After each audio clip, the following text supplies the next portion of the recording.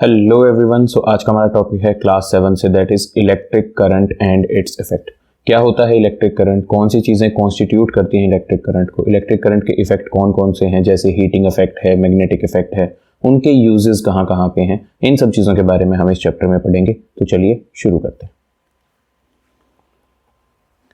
सबसे पहले electric current, आप सबको पता होगा कि जब भी हम किसी चीज़ को रब करते हैं दूसरे सब्सटेंस के सरफेस के ऊपर तो वो चार्ज हो जाता है। आप लोगों ने अपना जो प्लास्टिक स्केल होता है उसको अगर अपने ड्राई हेयर्स में रब किया हो तो वो अट्रैक्ट करता है चीज़ों को। तो सभी चीज़ों के अंदर क्या एक्वायर हो जाता है, चार्ज एक्वायर हो जाता है। और जब ये चार्ज क्या करता है, फ्लो करता है, इसी से बनता है आपका इलेक्ट्रिक करंट। ये बेसिक चीज़ आपको पता होनी चाहिए, ठीक है जी। Electric current, flow of charge is known as electric current. और चार्ज दो टाइप के होते हैं, एक होता है पॉजिटिव चार्ज, एक होता है आपका नेगेटिव चार्ज। तो flow of charge constitutes electric current. तो इलेक्ट्रिक करंट कहां बहेगा, इलेक्ट्रिक करंट बहता है इलेक्ट्रिक सर्किट के अंदर। किसके अंदर, इलेक्ट्रिक सर्किट के अंदर इलेक्ट्रिक करंट फ्लो करता है। तो इलेक्ट्रिक सर्किट को क्या करने के लिए जी, ड्रॉ करने के लिए आपको कुछ सिंबल्स पता होने चाहिए। इन सब चीजों के बारे में कि इलेक्ट्रिक सर्किट क्या होता है, करंट कैसे फ्लो करता है, ये सब आप क्लास 6 में बेसिक पढ़ के आए हैं। तो उससे आगे हमें इस क्लास में स्टार्ट करना है। तो चलिए देखते हैं कि जो सर्किट बनाया जाता है उसको कैसे ड्रॉ किया जा सकता है। तो यहाँ पर कुछ कंपोनेंट हैं जो इलेक्ट्रिक कंपोनेंट कहे जाते हैं, जो इलेक्ट्रिक सर्किट बनाने में हमारे लिए यूजफुल होते हैं। तो सबसे पहले है इलेक्ट्रिक सेल। इलेक्ट्रिक सेल क्या होता है, आप सबने देखा होगा आपके रिमोट के अंदर, टॉयज के अंदर एक सेल यूज होता है। This is known as electric cell, जो क्या करता है, करंट फ्लो करता है आपके सर्किट में, उसके पीछे रिस्पॉन्सिबल है, ठीक है जी। तो इलेक्ट्रिक सेल, इसके दो टर्मिनल होते हैं, आपने देखा होगा एक साइड में थोड़ा सा उठा होता है और एक साइड प्लेन होता है। तो इसका सिंबल होता है कि आप क्या ड्रॉ करेंगे, एक पतला डंडा ड्रॉ करेंगे, एक छोटा लेकिन हल्का सा मोटा डंडा ड्रॉ करेंगे।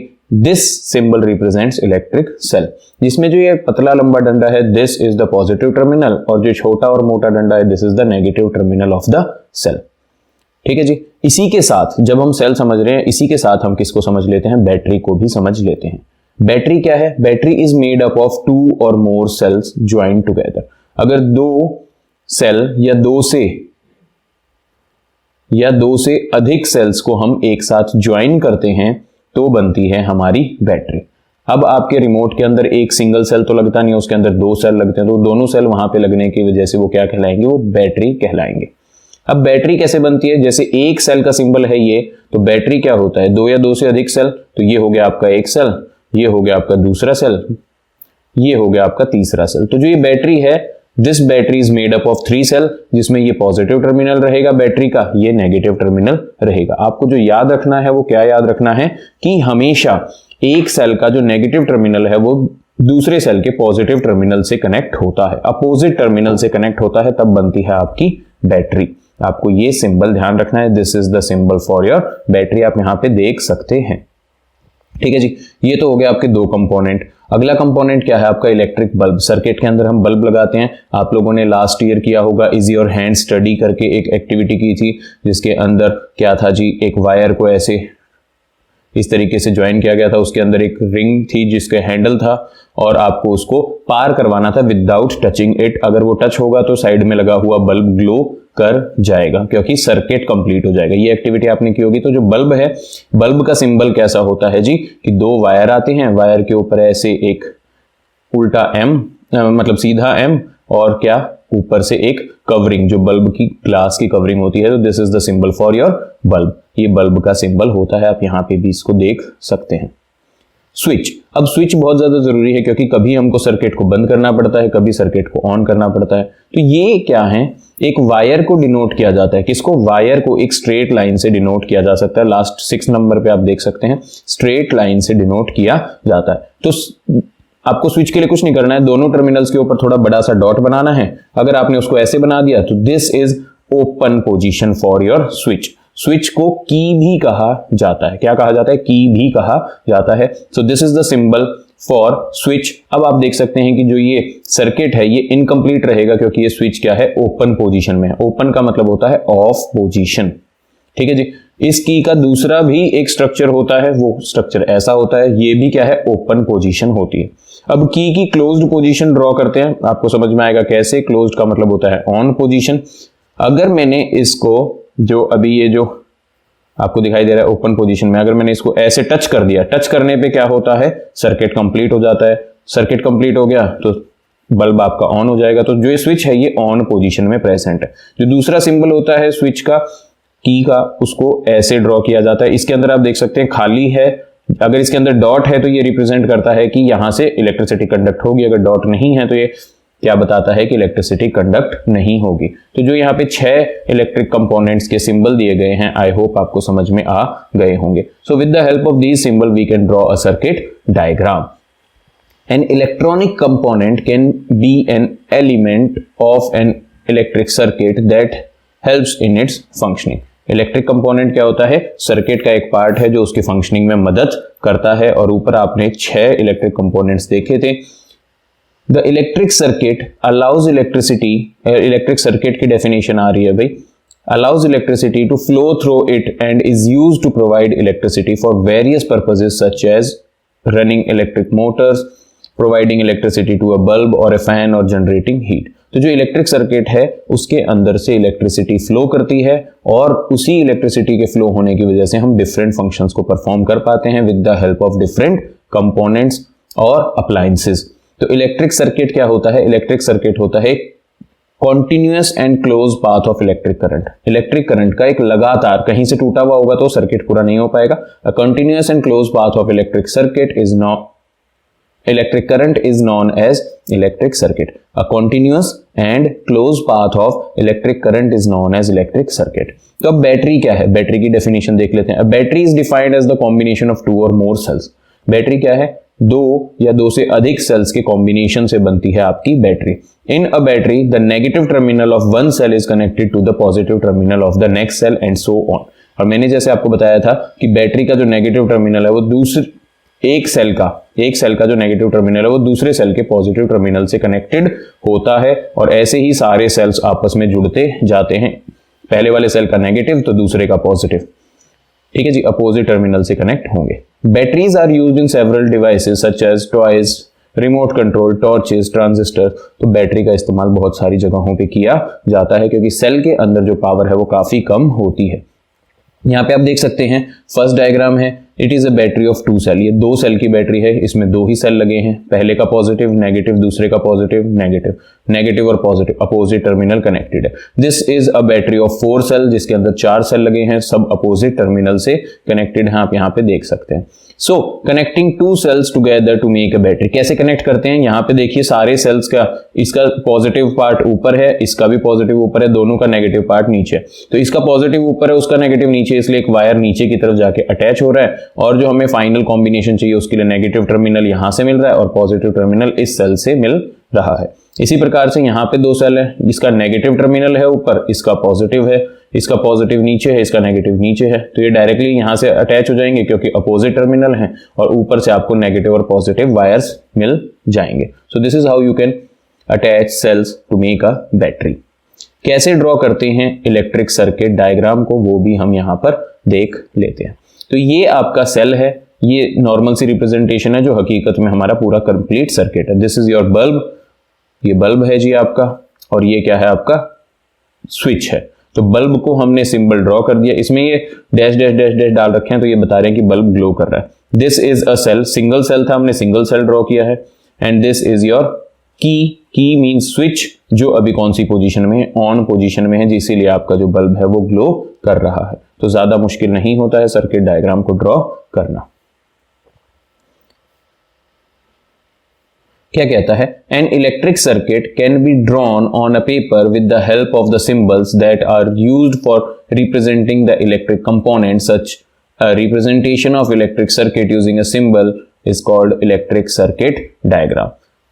तो किसी भी इलेक्ट्रिक सर्किट को पेपर के ऊपर with the help of symbol draw किया जा सकता है और जो ये रिप्रेजेंटेशन है, इस रिप्रेजेंटेशन को इलेक्ट्रिक सर्किट डायग्राम कहा जाता है। The electric circuit diagram consist of a की that acts as a switch for the circuit। Electric circuit diagram के अंदर एक की प्रेजेंट होती है, की को मैंने क्या बताया था, स्विच भी कहते हैं। तो की एक स्विच की तरीके से काम करती है जो सर्किट के अंदर करंट को फ्लो करवाने और करंट को रोकने में मदद करती है। The key can be placed anywhere in the circuit. Circuit के अंदर की को कहीं पे भी प्लेस कर सकते हैं क्योंकि इसका काम होता है सिर्फ सर्किट को ऑन या ऑफ करना, तो ऑन ऑफ कहीं से भी हो जाएगा, इसीलिए उसको कहीं पे भी प्लेस कर सकते हैं। एक होता है आपका ओपन सर्किट और एक होता है आपका क्लोज्ड सर्किट। ओपन सर्किट, जब की जो है आपकी जो स्विच है वो ऑफ पोजीशन में हो, इसका मतलब जो करंट है वो फ्लो नहीं होगा क्योंकि आपका सर्किट क्या रह जाएगा, इनकम्प्लीट रह जाएगा। तो ऐसे सर्किट को हम ओपन सर्किट कहते हैं। क्लोज सर्किट क्या होता है, जब की जो आपकी लगा रखी है अपने सर्किट के अंदर वो ऑन पोजीशन में या क्लोज्ड पोजीशन में हो तो आपका सर्किट कंप्लीट हो जाएगा, इलेक्ट्रिक करंट उसमें से फ्लो करने लगेगा। ऐसे सर्किट को हम क्लोज सर्किट कहते हैं। The electric circuit shown here consist of a bulb. The bulb has a wire present inside it called the filament. आपने जो बल्ब देखा था उसके अंदर हमने जो ये एम शेप बनाई थी, ये क्या है, एक वायर है, बहुत पतला सा वायर है, और इस वायर को क्या कहते हैं, हम कहते हैं फिलामेंट। और बल्ब का जो फिलामेंट है it is made up of tungsten. कौन से मटेरियल का बनता है, वो टंगस्टन का बनता है। Tungsten is a metal. When the electric current passes through the filament it closed, the filament breaks when the bulb get fused। तो जब करंट फ्लो करता है किसके अंदर से, फिलामेंट के अंदर से, तो वो क्या करने लग जाता है, ग्लो करने लग जाता है। और जब वो फिलामेंट टूट जाता है तो हम कहते हैं कि आपका बल्ब क्या हो गया, फ्यूज हो गया है। सो आपको ये ध्यान रखना है कि अगर आपका बल्ब फ्यूज है तो चेक कीजिए कि अंदर का फिलामेंट कनेक्टेड है या नहीं है। So what happens when the filament of the bulb break. Break होने से जो फिलामेंट है वो ब्रेक होने से बल्ब के ऊपर क्या असर पड़ता है। तो आप देख सकते हैं ये बल्ब है, ये ग्लास बल्ब है, यहाँ पे आपको दिखाई दे रहा होगा ग्लास बल्ब लिखा है, light bulb in the sense glass बना हुआ है इसके ऊपर। ये सपोर्ट है, यहाँ पे फिटिंग है जहां से इलेक्ट्रिक करंट उसको मिलेगा। यहाँ पे आप देख सकते हैं दो वायर आ रहे हैं, ये अंदर आपको फिलामेंट देखने को मिल रहा है। This is your filament. जब ये फिलामेंट ब्रेक हो जाएगा तो क्या होगा, when the filament of the bulb breaks the circuit of the bulb becomes incomplete. जो बल्ब का सर्किट है वो इनकम्प्लीट हो जाएगा क्योंकि फिलामेंट बीच में से टूट गया है और इसकी वजह से बल्ब ग्लो नहीं करेगा, चाहे उसको इलेक्ट्रिसिटी मिल रही हो या ना मिल रही हो। मिलने पे भी इलेक्ट्रिसिटी मिलने पे भी वो ग्लो नहीं करेगा क्योंकि फिलामेंट बीच में से टूटा हुआ है। सो एक इफेक्ट है आपके इलेक्ट्रिसिटी का, वो क्या है, heating effect of electric current. Heating effect कि वो हीट प्रोड्यूस करता है। When an electric current passes through a wire, the wire gets heated up. This is known as heating effect of electric current. जब current pass करता है किसी भी wire में से तो वो वायर गर्म हो जाता है। आपने देखा होगा आपके घर में बहुत सारे इलेक्ट्रिकल अप्लायंस है, जब उनको चलाते हैं तो उनके अंदर से इलेक्ट्रिसिटी पास होती है। वो पर्पस तो उनका कुछ और होता है। फॉर एग्जांपल आपके घर में एक फैन है, फैन का पर्पस तो हवा को रोटेट करना है, लेकिन जब आप क्या करते हैं जी, उसको चलाते हैं काफी देर तक, उसके बाद वो क्या हो जाता है, हीट अप हो जाता है, गर्म हो जाता है। तो जो ये हीट प्रोड्यूस कर रहा है इलेक्ट्रिक करंट, इसी को इसका हीटिंग इफेक्ट कहा जाता है। The heat that is produced in the wire depends upon the following factors. तो जो हीट प्रोड्यूस हो रही है वो हीट कितनी प्रोड्यूस होगी उस वायर के अंदर, वो इन फैक्टर्स के ऊपर डिपेंड करता है। एक तो है मटेरियल ऑफ द वायर, एक है आपका लेंथ ऑफ द वायर और एक है thickness of the wire. Material of the wire, अब सारे अप्लायंसेस आपने नोटिस किया होगा कि आपके घर में कई प्रकार के वायर होते हैं। एक आपने हीटर का वायर देखा होगा, हीटर के अंदर एक वायर होता है, it is made up of nichrome. किसका बना होता है, नाइक्रोम का। जो आपके घर में वायर यूज हुआ है जो इलेक्ट्रिसिटी को एक जगह से दूसरी जगह लेके जा रहा है, वो किस चीज का वायर है, वो कॉपर का वायर है। किसका वायर है, कॉपर का वायर है। ठीक है जी। अब ये कॉपर का वायर तो इतनी ज्यादा हीट प्रोड्यूस नहीं करता, ग्लो नहीं करता, जबकि आपके जो हीटर का वायर है वो ग्लो भी करता है और हीट भी प्रोड्यूस करता है। इसका मतलब दोनों वायर के मटेरियल में फर्क है और हमको पता है वो दोनों अलग अलग मटेरियल से बने हैं। तो जो हीट प्रोड्यूस हुई है, एक तो वो मटेरियल पे डिपेंड करेगी, दूसरी बात वो वायर की लेंथ पे डिपेंड करेगी। जितनी ज्यादा लेंथ होती है उतनी ज्यादा हीट प्रोड्यूस होती है। थिकनेस जितनी ज्यादा होती है उतनी क्या हो जाती है, हीट प्रोडक्शन कम हो जाती है। तो आपको ध्यान रखना है कि तीन चीजों के ऊपर, तीन फैक्टर्स के ऊपर जो हीट प्रोड्यूस हो रही है वो डिपेंड करती है। पहला मटेरियल ऑफ द वायर, दूसरा लेंथ ऑफ द वायर, तीसरा थिकनेस, कितना मोटा है आपका वायर उस चीज के ऊपर डिपेंड करेगा। बहुत सारे अप्लायंसेस हैं जो हीटिंग इफेक्ट के ऊपर काम करते हैं। आपने देखा होगा आपके घर में यूज भी होते हैं। एक इलेक्ट्रिक हीटर है, ऐसा हीटर होता है जिसके अंदर कॉइल लगी हुई होती है। इस कॉइल को हम क्या कहते हैं, एलिमेंट कहते हैं। जो आपके बल्ब के अंदर वायर है उसको फिलामेंट कहा जाता है, और जितने भी हीटिंग डिवाइसेस के अंदर जो हमने यूज किया है उसको क्या कहते हैं, हम एलिमेंट कहते हैं। तो इलेक्ट्रिक हीटर देखा होगा, इलेक्ट्रिक आयरन, ये दिख रही है आपको इलेक्ट्रिक आयरन। इलेक्ट्रिक स्टोव देखा होगा आप लोगों ने, इलेक्ट्रिक स्टोव आपके घर में होगा भी, जिसको हम क्या कहते हैं जी, आज के टाइम पे सबके घर में प्रेजेंट होता है, इलेक्ट्रिक इंडक्शन कहते हैं उसको। गीजर्स हैं घर में पानी गर्म करने के लिए, कॉफी मेकर हैं, इलेक्ट्रिक केटल है, टोस्टर्स हैं जो आप टोस्ट बनाते हैं, हेयर ड्रायर्स है, हेयर स्ट्रेटनर है। तो बहुत सारी ऐसी डिवाइसेस हैं हमारे घर में जो हीटिंग इफेक्ट के ऊपर काम करती हैं। All these elements produces a high amount of heat when electricity passes through them। तो जो इनके अंदर एलिमेंट लगाया गया है, क्या लगाया गया, एलिमेंट। जितनी भी हीटिंग डिवाइसेस है, मैंने अभी बताया आपको कि उनके अंदर क्या यूज होता है, एलिमेंट यूज होता है। बल्ब के अंदर फिलामेंट, हीटिंग डिवाइसेस के अंदर एलिमेंट। तो जो एलिमेंट है वो हाई अमाउंट ऑफ हीट क्या करता है, प्रोड्यूस करता है जब उसके अंदर से इलेक्ट्रिसिटी पास करती है। However, this amount can change depending upon the requirements of the device। और इस अमाउंट को हम क्या कर सकते हैं कि कितनी हीट प्रोड्यूस कर रहा है, इसको चेंज कर सकते हैं रिक्वायरमेंट के हिसाब से। आपने देखा होगा कि सभी चीजों के अंदर अलग अलग लेवल्स होते हैं हीट प्रोडक्शन के। This is so because they contain a coil of wire called the element. ये हीटिंग क्यों प्रोड्यूस करता है, क्योंकि इनके अंदर एक कॉइल है वायर से बनी हुई, निक्रोम वायर जो मैंने आपको बताया, और उसको क्या कहते हैं, हम एलिमेंट कहते हैं। Depending upon the amount of heat required by such appliances, different type, size and length of wire are used in them। Different type के वायर यूज हो सकते हैं, कितनी हीट चाहिए, किस पर्पज के लिए यूज कर रहे हैं, उसके ऊपर डिपेंड करेगा कि हम किस टाइप का वायर यूज करेंगे, वायर की लेंथ क्या होगी, वायर का साइज क्या होगा, वायर की थिकनेस क्या होगी, क्योंकि जो हीट प्रोडक्शन है वो इन्हीं सभी फैक्टर्स के ऊपर डिपेंड करता है। Some wires can break down और melt as they get heated. कुछ वायर्स ऐसे हैं जब उनको हीट किया जाता है तो वो बीच में से टूट जाते हैं या मेल्ट हो जाते हैं। जो वायर ऐसे मेल्ट हो जाते हैं उनसे बनता है हमारा फ्यूज। क्या बनता है, फ्यूज बनता है, उसके बारे में हम देखेंगे। Production of light in a bulb due to the heating effect of electric current. तो जो आपके बल्ब के अंदर लाइट प्रोड्यूस होती है वो भी कौन से इफेक्ट की वजह से होती है, हीटिंग इफेक्ट की वजह से होती है। जो बल्ब के अंदर फिलामेंट प्रेजेंट है वो कॉइल्ड वायर, आप ध्यान से देखोगे तो ऐसे स्प्रिंग जैसा सा वायर है वो, ठीक है, ऐसा सा वायर होता है वो।